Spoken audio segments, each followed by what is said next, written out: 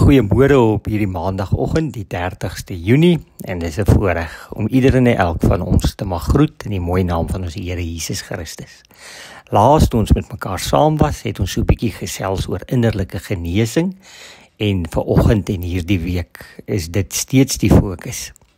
Vir vanoggend gaan ons net weer bietjie die toue optel waar ons hulle laaste keer gelaat het, en ek wil graag begin met 'n vraag wat ek op 'n stadium uit die gemeente uitgekry het van 'n jong man wat my kom sien het oor sy geestelike lewe en probleme. En sy groot vraag was op die einde: waarom werk die Here so hard met hom? Want sy belewenis was, die Here straf hom vir elke ou foutjie wat hy begaan.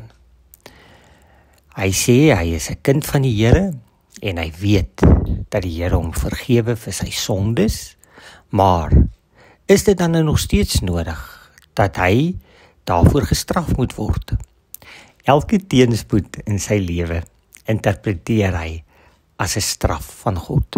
In plaas daarvan dat hy vrede maak met die lewe en die teenspoed wat ons almal maar tref, want dit is die lewe, lees hy in alles die hardheid en die straf van die Here. En daarom is hy eintlik hier besig om 'n godsbeeld te skep van 'n slawe drywende God.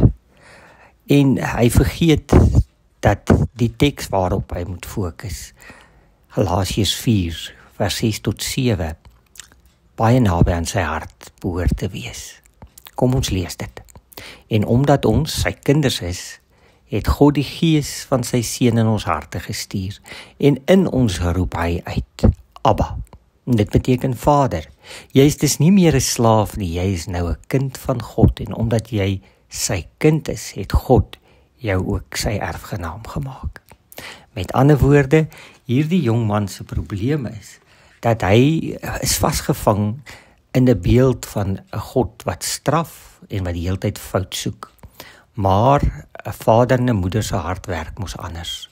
Daarom moes ons hom daarop wys dat hierdie slawe mentaliteit waarin sy hart leef 'n verkeerde manier is, 'n verkeerde teologie is, 'n verkeerde kyk is. Hy sien homself as God se slaaf en nie as God se kind nie. Daarom hy moet luister na die stem van die Heilige Gees in sy hart, want die Gees roep in ons uit, Abba. En dit beteken Vader. Ons is dus nie meer slawe nie. Ons is kinders van God. Hy het jou onvoorwaardelik lief. Jy is verniet bang dat hy jou sal verwerp, of dat hy gedurig besig is om jou te straf. Nee, in sy vaderlike liefde vou hy jou toe. Mag dit vir ieder en elk van ons ook op hierdie maandag opnuut weer betekenis hê. Amen.